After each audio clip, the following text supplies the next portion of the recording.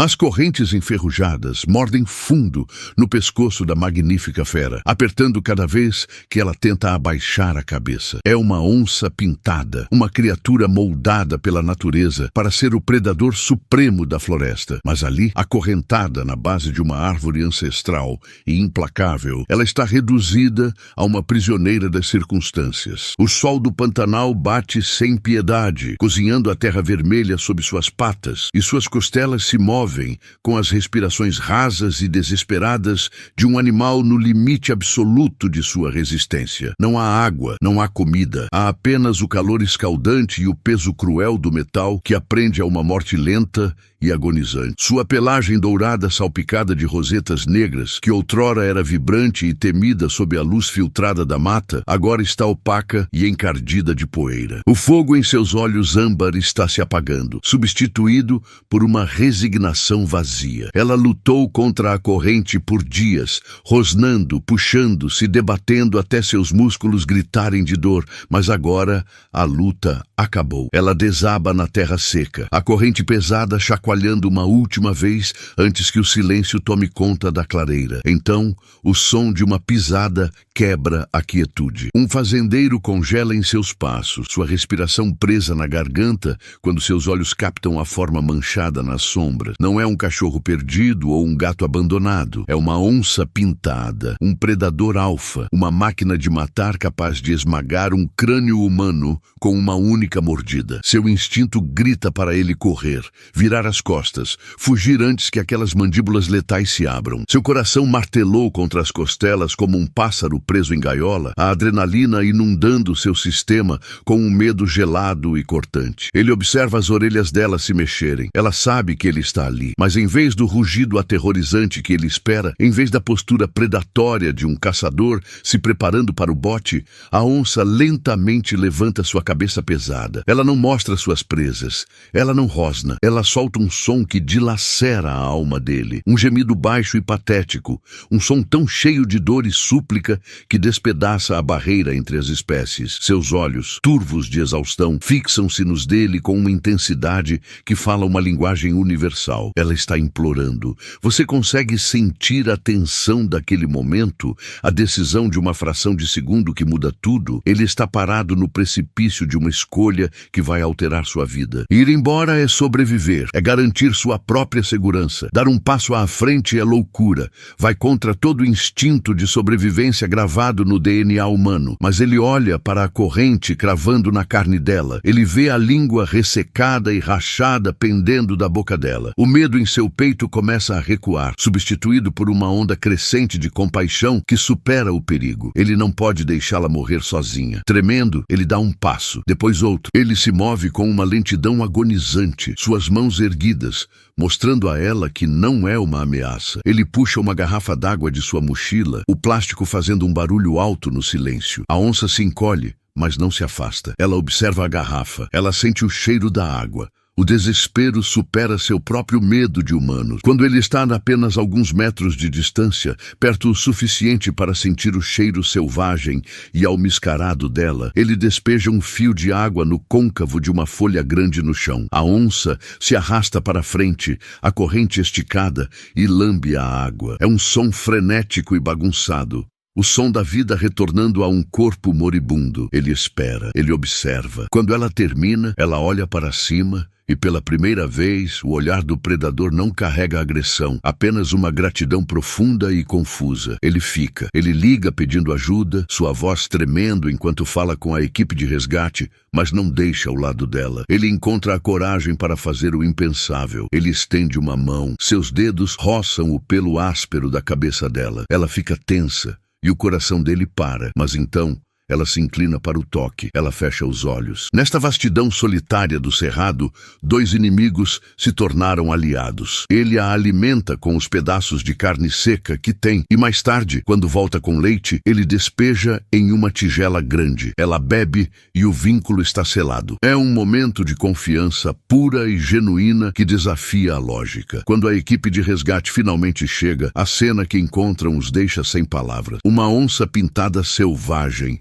não sedada, deitada calmamente enquanto um fazendeiro acaricia suas costas. Eles cortam a corrente, o metal cai, e pela primeira vez em dias, a onça está livre. Mas ela não sai correndo. Ela permanece perto do homem enquanto a colocam na caixa de transporte, seus olhos nunca deixando o rosto dele. A recuperação no centro é um milagre de se testemunhar. As feridas em seu pescoço são limpas e enfaixadas. O fazendeiro visita todos os dias. Ele traz leite, senta ao lado do recinto e fala com ela em tons baixos e suaves. A equipe observa com admiração. Onças são solitárias, elusivas e frequentemente agressivas, mas esta fêmea se transforma quando ouve o som da caminhonete dele se aproximando. Ela caminha pela cerca, esperando. Quando ele entra, ela o saúda com um som de sopro geralmente reservado para filhotes. Ela recupera suas forças, sua pelagem se tornando lustrosa e rica, seus músculos se enchendo de poder bruto. Ela está se tornando a rainha que deveria ser novamente, mas a gentileza permanece,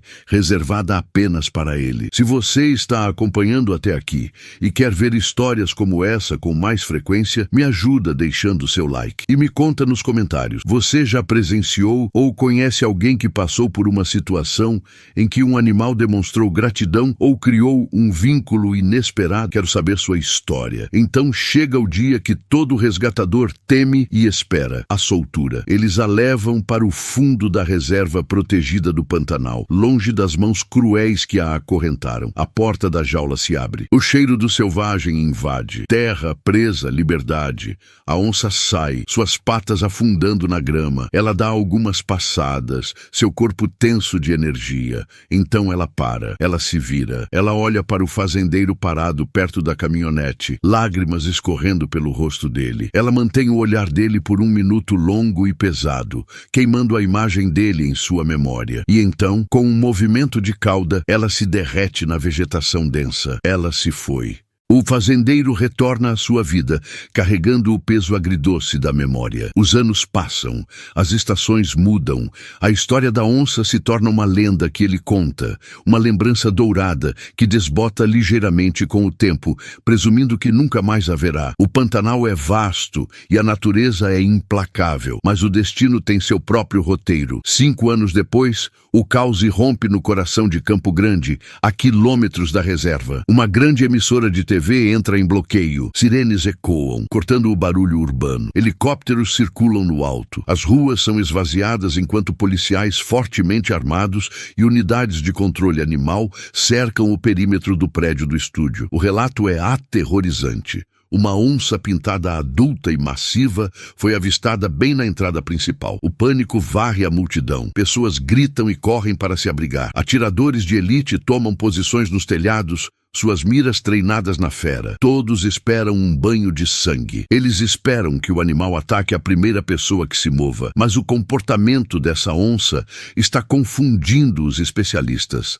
Ela não está rondando, ela não está agachada em postura de ataque. Ela está simplesmente sentada ali, em meio ao concreto e ao barulho, encarando fixamente as portas de vidro da emissora. Ela parece agitada, mas não agressiva. Ela continua andando em círculos apertados, depois voltando para sentar e observar as portas, soltando chamados profundos e ressonantes que ecoam pelos arranha-céu. Ela ignora a polícia, ela ignora os gritos, ela parece estar esperando por algo. Os especialistas analisando a transmissão ao vivo notam as cicatrizes, linhas brancas e tênues ao redor do pescoço, marcas antigas de uma corrente há muito tempo atrás. Eles verificam o banco de dados. A realização os atinge como um golpe físico. Ela é a onça do resgate anos atrás. Mas por que ela está aqui? Como ela viajou tão longe? E por que este prédio específico? Uma teoria surge, por mais louca que pareça. O fazendeiro que a salvou havia sido recentemente apresentado em um segmento filmado neste mesmo estúdio. Sua voz transmitida,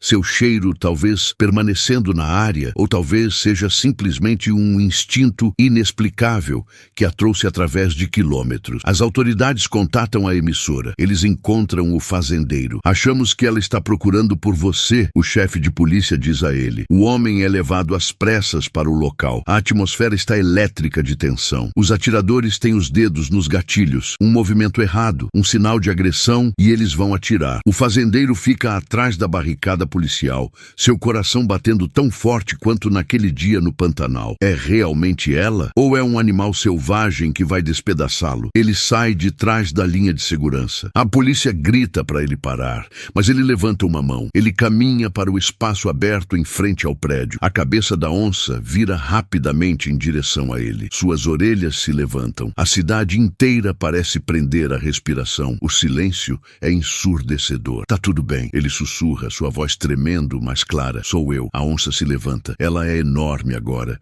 Um predador alfa aterrorizante em seu auge. Ela dá um passo em direção a ele. Os atiradores ficam tensos. A multidão suspira. Ela começa a trotar, mas ela não pula. Ela não rosna. Ela diminui a velocidade quando o alcança, abaixando sua cabeça maciça. Ela solta aquele mesmo gemido familiar, o som do filhote dentro da rainha. Ela pressiona sua testa contra as pernas dele, quase o derrubando com seu peso. Ela esfrega a bochecha contra a mão dele, ronronando com um estrondo que vibra por todo o corpo dele. O fazendeiro cai de joelhos, envolvendo seus braços ao redor do pescoço grosso dela, enterrando seu rosto em sua pelagem. Ela encosta o focinho no cabelo dele, lambendo as lágrimas de seu rosto com sua língua áspera. Os atiradores abaixam seus rifles. A polícia abaixa seus escudos. O medo no ar se evapora, substituído por um senso coletivo de admiração que traz lágrimas aos olhos dos presentes. É uma reunião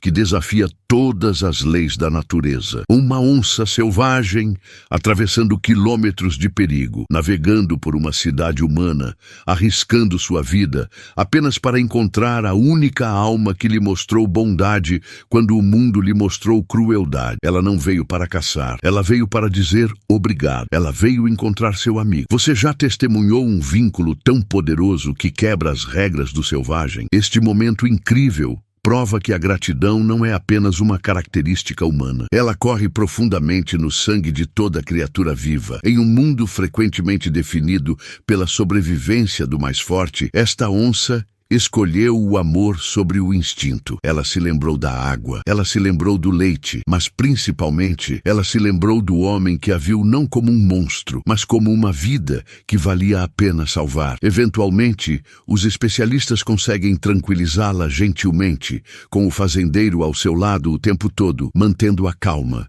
Ela é devolvida à segurança da reserva, mas desta vez o homem sabe que não é um adeus. Ele sabe que a conexão que eles compartilham é forjada em algo mais forte que correntes de aço. É um vínculo do coração, eterno e inquebrável. Nos meses que se seguem, o fazendeiro se torna uma figura recorrente na reserva. Os biólogos, inicialmente céticos sobre permitir visitas regulares, não podem negar o que testemunham. Sempre que ele chega a que eles batizaram de Aurora por causa do brilho dourado de sua pelagem ao amanhecer, emerge da mata densa como um fantasma materializado. Ela o espera na cerca de observação, seu corpo musculoso relaxado, de uma forma que nenhum outro humano consegue provocar. Os cientistas documentam o comportamento, fascinados. Eles registram como ela reconhece o som específico do motor da velha caminhonete dele a quilômetros de distância, como suas pupilas se dilatam quando ela o vê, como ela produz aquelas vocalizações suaves que são raríssimas em onças adultas na presença de humanos. É um fenômeno que desafia décadas de pesquisa sobre o comportamento desses felinos solitários. O fazendeiro, um homem simples chamado Roberto, de 52 anos, nunca imaginou que sua vida tomaria esse rumo. Ele passa de um pecuarista comum, preocupado apenas com suas cabeças de gado e a próxima safra, para uma espécie de embaixador improvável da conservação. As escolas locais começam a convidá-lo para palestras. Ele conta a história de Aurora com uma humildade que toca até os adolescentes mais desinteressados. Não foi eu que salvei ela. Ele sempre diz, balançando a cabeça, os olhos marejados. Foi ela que me salvou. Me mostrou que a gente pode ser melhor do que é. Que a compaixão vale mais que o medo. As crianças ouvem com os olhos arregalados. E muitas delas decidem ali mesmo que querem trabalhar com animais quando crescerem. O impacto de Aurora vai além de sua própria existência, plantando sementes de mudança em uma geração inteira. Mas nem tudo é celebração. A história do reencontro em Campo Grande gera controvérsias acaloradas. Grupos de caçadores e pecuaristas conservadores argumentam que o incidente prova que onças estão invadindo áreas urbanas e representam um perigo crescente. Eles usam a presença de Aurora na cidade como munição para pressionar por flexibilização das leis de proteção ambiental. Por outro lado, organizações de defesa animal apontam para a cicatriz em seu pescoço, a corrente que quase a matou, como evidência de que o verdadeiro perigo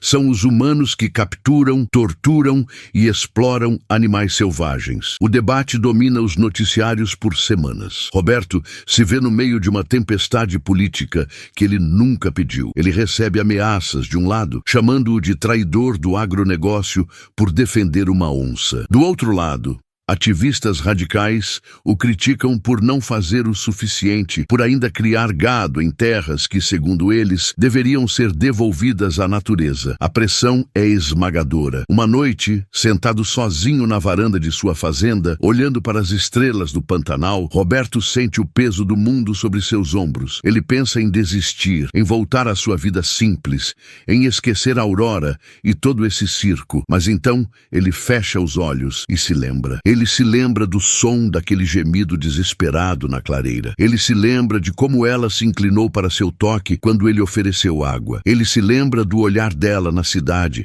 atravessando quilômetros apenas para encontrá-lo. Ele percebe que não pode desistir. Não por ele, mas por ela. Porque se ele se calar agora, se ele permitir que os extremos vençam, a história de Aurora será distorcida, usada como arma em guerras que não têm nada a ver com a verdade daquele momento na clareira. Ele decide que vai continuar contando a história, não importa o custo. Vai continuar sendo a voz que diz: nós podemos coexistir, nós devemos coexistir. Os anos passam novamente. Roberto envelhece, seus cabelos ficando mais brancos, seus passos mais lentos. Ele desenvolve problemas no joelho que tornam as visitas à reserva mais difíceis. Há dias em que a dor é tão intensa que ele mal consegue sair da cama. Mas ele nunca falta a uma visita programada com Aurora. Ele toma os remédios, amarra uma joelheira e dirige as horas necessárias. Porque ele fez uma promessa silenciosa naquele dia em Campo Grande,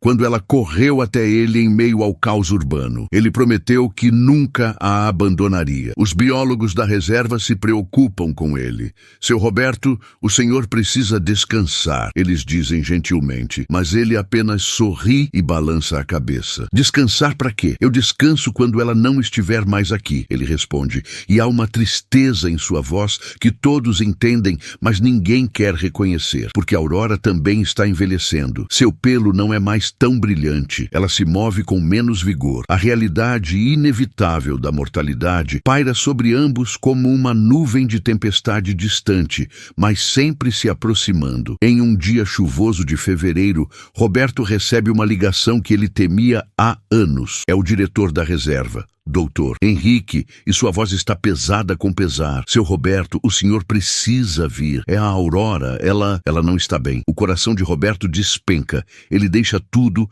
pega a caminhonete mesmo com a chuva torrencial, tornando as estradas de terra quase intransitáveis. Ele dirige por horas, os limpadores de para-brisa lutando contra a água, suas mãos agarradas ao volante com tanta força que seus nós dos dedos ficam brancos. Quando ele finalmente chega à reserva, encharcado e exausto, o doutor Henrique o leva imediatamente para o recinto médico. Aurora está deitada em uma área protegida, sua respiração superficial e trabalhosa. Os veterinários já fizeram tudo o que podiam. É a idade. Eles explicam baixinho. Os órgãos dela estão falhando. É uma questão de horas, talvez um dia.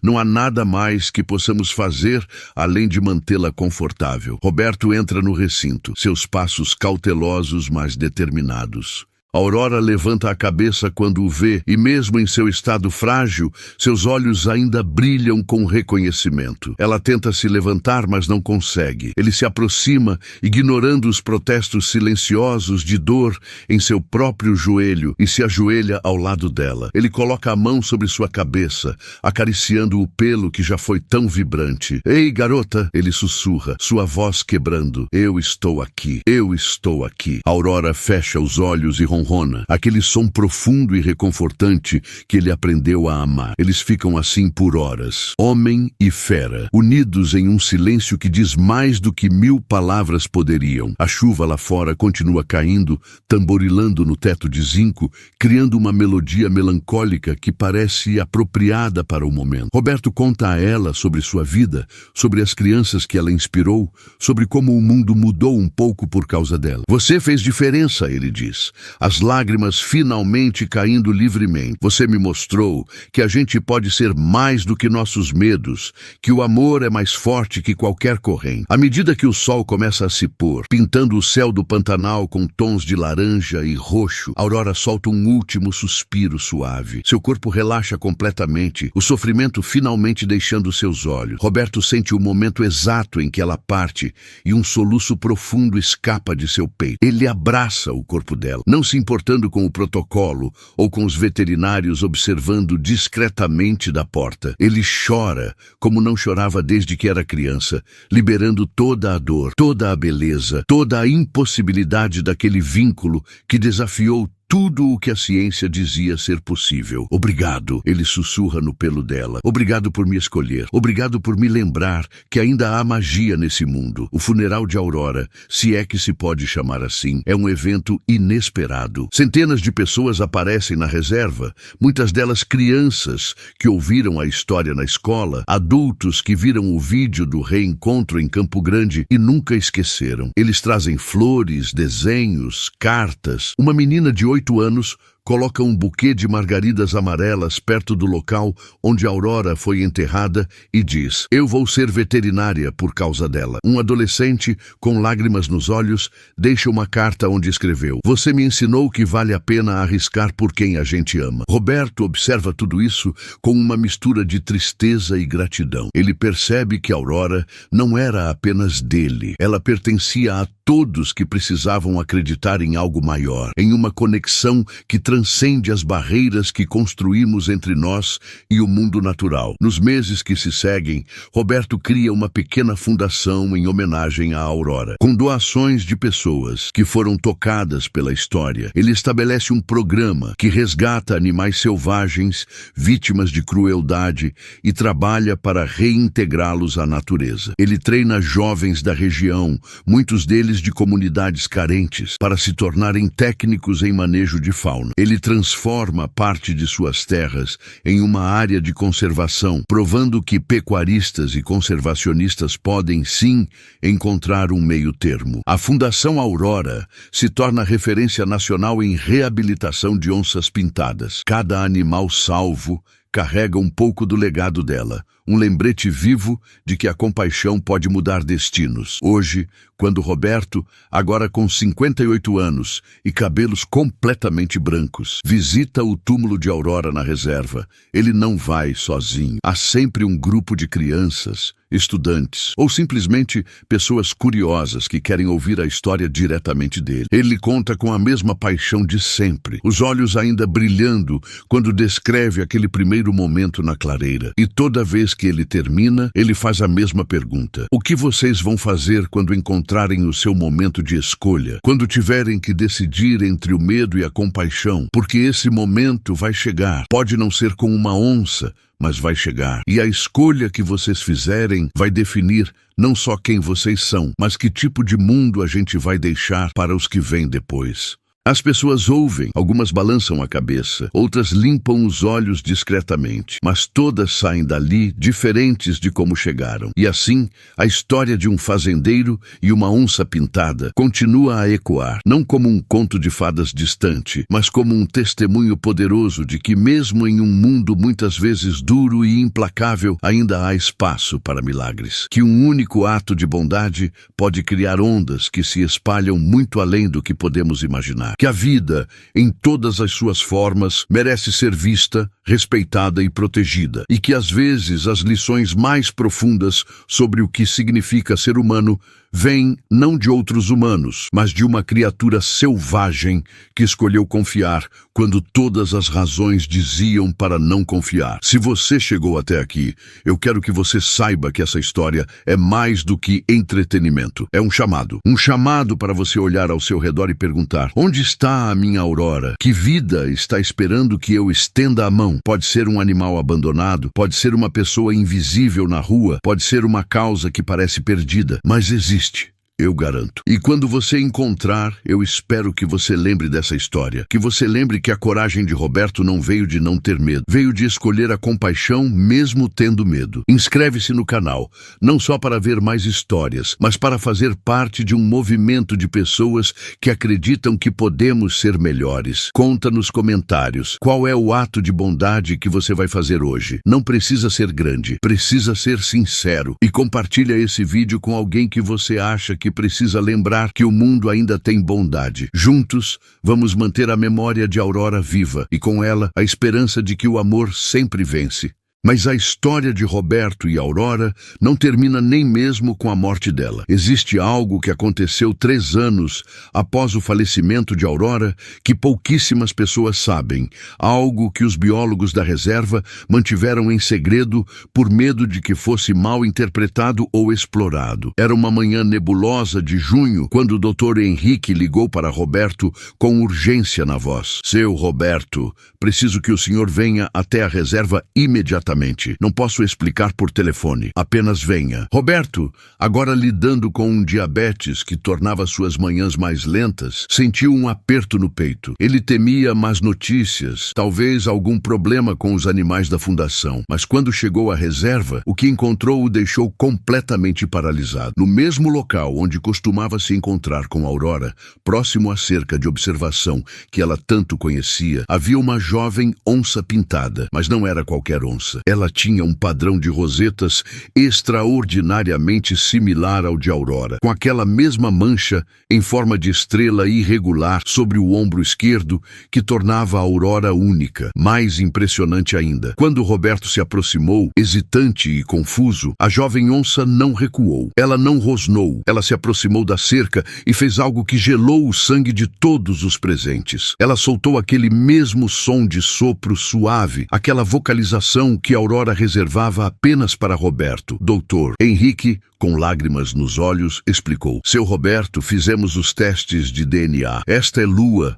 a filha de Aurora. Ela nasceu poucos meses antes de Aurora vir nos visitar pela última vez. Nós não sabíamos. Aurora havia escondido a cria tão bem na mata que levamos anos para localizá-la. E agora ela está procurando por você. Roberto mal conseguia processar a informação. Ele se aproximou da cerca, as mãos tremendo, e estendeu os dedos através das grades de proteção. Lua cheirou sua mão cautelosamente. E então, de uma forma que desafiava toda a lógica científica, ela se esfregou contra a grade exatamente como sua mãe costumava fazer. É como se Aurora tivesse ensinado a ela, Dr. Henrique sussurrou, incrédulo. É como se ela tivesse passado a confiança geneticamente ou... eu não sei. Não tenho explicação para isso. Roberto sentiu as lágrimas queimar em seus olhos. Ele olhou para a lua, viu os mesmos olhos âmbar que conhecia tão bem e sentiu como se Aurora estivesse dizendo: eu não te deixei sozinho. Eu deixei uma parte de mim para continuar o que começamos. Naquele momento, Roberto entendeu que alguns vínculos transcendem até mesmo a morte, que se espalham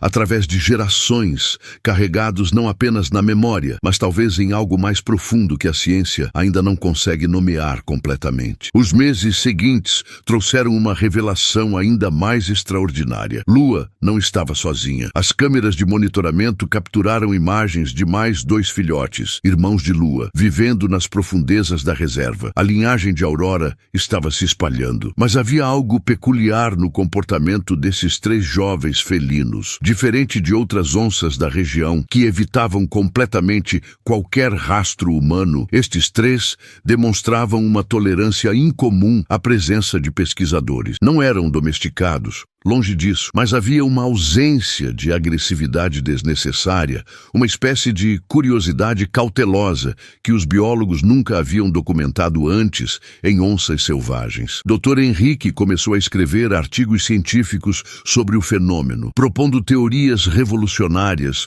sobre transmissão epigenética de comportamentos, sobre como experiências extremas podem alterar a expressão genética e influenciar as gerações seguintes. A comunidade científica internacional ficou dividida, alguns chamando sua pesquisa de pseudociência, outros reconhecendo que estavam testemunhando algo sem precedentes. Roberto, por sua vez, começou a visitar Lua com a mesma regularidade que visitava a Aurora. E para o espanto de todos, a conexão se fortalecia a cada encontro. Lua aprendeu a reconhecer o som da caminhonete dele. Ela esperava por ele no mesmo ponto onde sua mãe esperava. E embora Roberto nunca tentasse tocar Lua da mesma forma que tocava a Aurora, respeitando o fato de que ela era mais selvagem, havia um entendimento mútuo entre eles, um pacto silencioso que atravessava as grades de proteção. A equipe da reserva instalou câmeras especiais para documentar as interações. As filmagens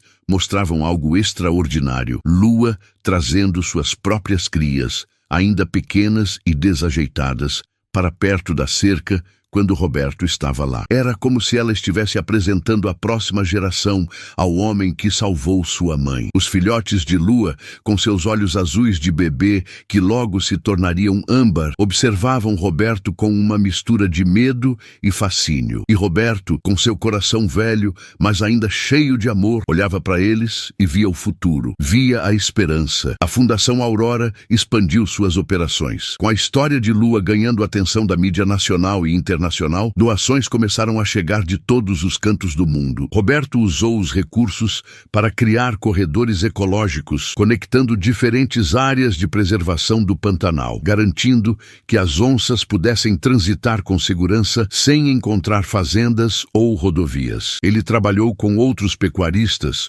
muitos inicialmente resistentes, para implementar técnicas de manejo que protegiam o gado sem precisar eliminar os predadores. Mostrou que era possível prosperar economicamente enquanto respeitava a vida selvagem. Suas terras se tornaram modelo para o agronegócio sustentável. Pesquisadores do mundo inteiro vinham visitar, estudar, aprender. E no centro de tudo estava a história de um homem que escolheu ver um predador agonizante não como uma ameaça, mas como uma vida que merecia chance. Em uma tarde quente de novembro, exatos 10 anos após o resgate de Aurora, Roberto estava sentado em sua varanda, revisando relatórios da fundação, quando recebeu uma ligação de Camila, uma das jovens técnicas que ele havia treinado pessoalmente. Seu Roberto, a voz dela estava embargada de emoção. O senhor precisa ver isso. Vá até a beira do rio, na divisa sul da sua propriedade. Agora. Roberto, intrigado, pegou seu chapéu de palha desgastado